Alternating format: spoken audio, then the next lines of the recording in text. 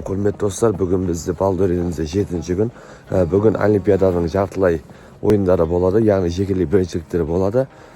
Bugün кеше айтқандай 8-ші топ кубок көтеретін боламыз. Барлық жарыстардан біз бірінші орын алдық. Және де бүгін бізде кешке кереметтей Кубик Рубик атты іс-шарамыз болады. Бізбен бір